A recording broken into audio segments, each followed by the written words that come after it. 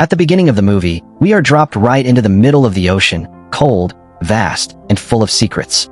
A research vessel sits on the surface of the North Pacific, and below it, a team of marine scientists is doing what most people would never dare, diving into the heart of the Great Pacific Garbage Patch. Their mission is noble: document the destruction, study the damage, and help protect what little is left of the ocean's dying ecosystem. But the ocean has its own plans for them today. We are introduced to Chris and his dive team the moment they slip beneath the surface. The water is murky, thick with floating plastic debris, and everything feels wrong in the way only open ocean can feel wrong, like something massive is watching you from a place you cannot see. Then the ship's instruments light up. A signal. A shark they have been tracking for over a year is heading directly toward them, and it is moving fast. For divers go in. What they find first isn't the shark, it's something worse. A baby whale, lifeless, wrapped tightly in fishing nets like a terrible offering from the sea. It's the second one in 3 weeks. When they examine it up close, the picture grows darker. Its stomach is packed with plastic, and across its body are bite marks, deep ones, shaped by something with a jaw too large to belong in any comfortable understanding of the ocean. Then, without warning, a shark glides past Chris so close he could almost touch it. He goes completely still. That is not the shark they have been tracking, which means there are more out there. And within seconds, he is proven right. They are completely surrounded, sharks circling on all sides, bodies tense, movements sharp and anxious. Not like predators playing with prey, like animals that are afraid of something. Back on the ship, we are introduced to Sophia, Chris's wife. Watching everything through the camera feed, her face tight with concentration. She notices immediately what the others have missed. Every single one of these sharks is female, and every one of them is enormous.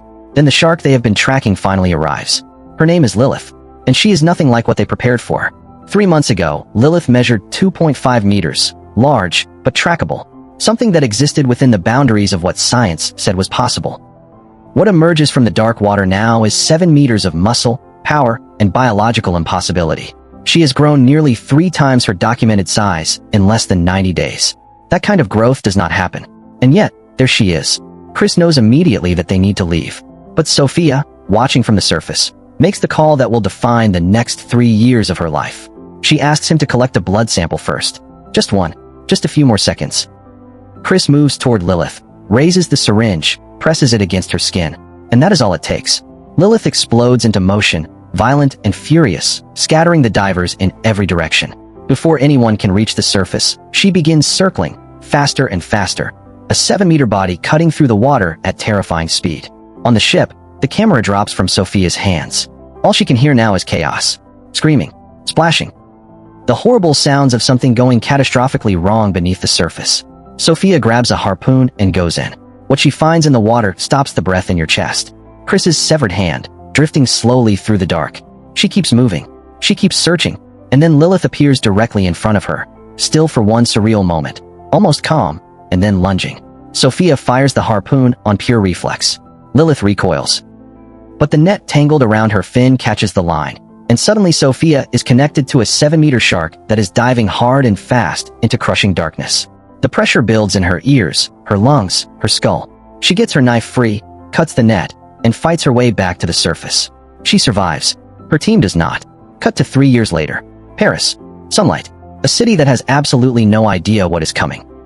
2 teenagers are magnet fishing along the Seine River when they pull up something that stops the neighborhood cold. A World War II bomb, corroded but still very much intact. Police arrive. Media arrives. Officer Adil explains that old wartime shells surface in the Seine fairly regularly.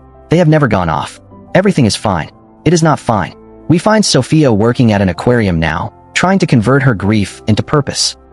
Teaching children about ocean conservation and the importance of protecting marine life. But the kids are not interested in lessons. They are interested in the story everyone already knows. The scientist who lost her whole dive team to a shark 3 years ago. They mock her openly. Sophia absorbs every word like a blow and walks out, barely holding herself together. That is when she meets Mika, young, driven, and carrying news that tears the old wound straight back open. Lilith's tracker is still active, and Mika takes her to SOS, an ocean conservation group that has been quietly building on Sophia's research for years. Among them is Ben, Mika's girlfriend, who has been following Lilith's beacon on a system Sophia thought was completely locked. When Sophia asks how she got in, Ben just shrugs. Anything can be accessed nowadays. Then Ben shows her the map. Lilith has been in the Seine River for 3 days. Let that land for a moment. a 7-meter great white shark. In Paris, in a freshwater river running through the center of one of the most populated cities on Earth. Sharks cannot survive in freshwater. Every marine biologist will tell you that. Except the rules no longer apply to Lilith. Pollution, climate change. Something in her biology has been rewritten. She has adapted in ways that should not be possible. Mika believes Lilith is not a monster. She believes Lilith is lost. Disoriented and desperate in a world humans have made nearly uninhabitable for her kind. Her plan is to dive into the Seine that very night, communicate with Lilith using sonar, and guide her back toward the ocean. She asks Sophia to join her. Sophia says no. She calls it exactly what it is, reckless and dangerous. But alone in her apartment that night, she pulls out everything from the original expedition. Old equipment, old footage, Chris on the deck of the research vessel, laughing. And then Lilith, young and small, and already terrifyingly powerful. Sophia breaks completely, and then she checks the tracker herself. Mika was telling the truth. Lilith is there, right there in the river running through the city. That night, Mika and Ben go to the Seine. Mika dives in, but visibility is nearly zero, the water choked with decades of urban runoff. She feels her way along a half-submerged car and stops. The car is covered in bite marks. Deep, massive ones. Above water, Ben spots police lights and yanks the rope to warn Mika. Mika pulls it free and keeps going. A large shadow moves past her in the dark. When she swings her flashlight toward it, nothing, just black water. She surfaces. Ben disappears into the night. Mika gets caught by police. At the station, Mika tells Officer Adil she was cleaning the river. He does not believe her. But before anything resolves, Sophia's tracker shows Lilith surging through the water near civilians. And Sophia is already there at the riverbank, pulling a child back from the edge before anyone understands why. Then a body turns up. What is left of it makes the cause unmistakable. Sophia confirms it to Chief O'Neill directly. Shark attack. He demands proof. So they dive, and underwater they find a massive dead fish covered in bite marks the size of dinner plates. But Mika, watching from above and convinced the police plan to kill Lilith, calls Ben and tells her to do the only thing she can think of. Hack the beacon. Kill the signal. Ben shuts it off, and instantly Sophia and the entire dive team lose Lilith in the dark water. They feel her before they see her. Something enormous displacing water around them, circling slowly. Adil hauls everyone to the surface fast. When Adil can't explain why the signal died, he turns on Sophia and blames her for it. Sophia confronts Mika, and the argument spills everything open. Mika says what no one else has dared to say, that maybe Sophia set everything in motion herself. That Chris died because Sophia would not leave when it was time to leave. Sophia walks away, but the words follow her everywhere. Meanwhile, the mayor of Paris receives a briefing about a possible shark in the Seine, and her response is immediate and final. The Olympic triathlon is not being cancelled. There will be no public announcement, no panic, no bad press. The river stays open and the event proceeds as planned. If you have not subscribed to this channel yet, do it now. Because what happens next in this movie is the kind of thing that makes you question every decision every authority figure in this story made. Drop a comment below. Would you get in that river if someone told you it was safe? Subscribe and let's keep going. Sophia and Adil take their evidence directly to the mayor. The body, the bite marks, the tracker history, all of it. The mayor listens and says no. The event will not be cancelled. If anyone tries to make this public, there will be consequences. Sophia is removed from the meeting. That evening, the mayor goes on television and tells the world that all rumors about sharks in the Seine are completely false, and that the triathlon will proceed exactly as planned. Sophia and Adil sit together afterward, hollowed out. In the quiet, she asks why he left the army. He tells her the truth, a rescue mission years ago where he ran, leaving his teammates behind. He has carried it with him every day since.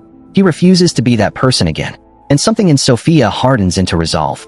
She lays out the plan. They will enter the catacombs beneath Paris, the ancient, flooded tunnel systems connected to the Seine, locate Lilith's nest, plant explosives, and destroy every pup before they can spread further.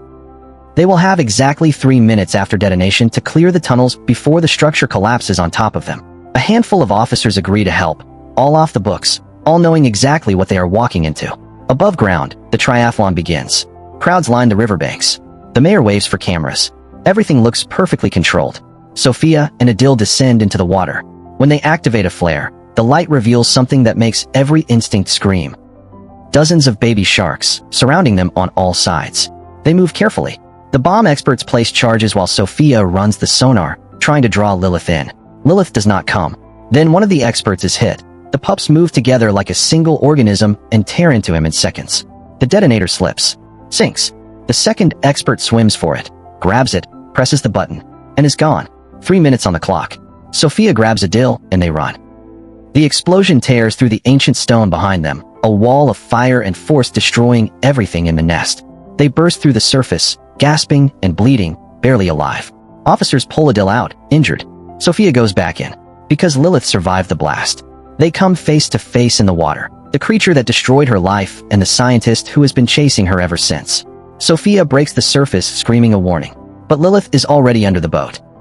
She hits it from below, cracks the hull, sends officers into the water, and then she moves through them, one by one, until only Adil is left, clinging to wreckage, with Sophia pulling herself up beside him. They look toward the river, where hundreds of triathlon swimmers are still in the water, still racing, still completely unaware, where the crowd is still cheering, where no one yet understands what the spreading color in the water means. Until Lilith bursts the surface with a swimmer locked in her jaws, and the entire world sees it happen in real time. Panic explodes. The crowd collapses into itself. Military boats open fire, but Lilith is faster than every bullet, cutting through the water and vanishing before any shot can connect. Sophia and Adil scream at them to stop firing because the river is full of those old wartime shells, the ones that never caused problems, the ones nobody worried about. A bullet clips one. The first explosion is almost manageable. The second is not. Then the chain reaction begins. Shell after shell ignites beneath the Seine, each one triggering the next, and the explosions multiply until the river itself seems to fracture. 2 bridges collapse. Streets crack and split. Manholes launch into the air. People are thrown into the water by the hundreds. And from all of it, from the combined force of every detonation, a wave rises. Not a wave, a wall. It crests above the riverbanks and crashes into Paris like a reckoning, swallowing streets and squares and every beautiful corner of the city. The mayor disappears into it. Sophia drags Adil to the upper floor of a submerged building, and they collapse there, barely breathing. And when they look out at the flooded city around them, they see the shapes moving through the water below. Fins. Everywhere. Because the Seine does not exist in isolation. It connects to channels, underground systems, waterways that stretch across an entire continent. And in a lab before all of this, Sophia discovered the truth about Lilith's offspring. Mutated, freshwater adapted, and capable of reproducing without a mate. Lilith is not just a shark. She is the founding mother of a new species, built perfectly for the world that humans have spent decades poisoning. The final moments of the film show other cities, other rivers. If Under Paris left you staring at the ceiling at night, you are not alone, and I need you to drop a comment below telling me what moment broke you the most. Was it the catacombs? The chain reaction? That final shot of the fins? Let me know. And if you are watching this without having subscribed yet, that ends right now. We do this every week, and you deserve to be here for all of it. Hit subscribe, leave that comment, and we will see you in the next one.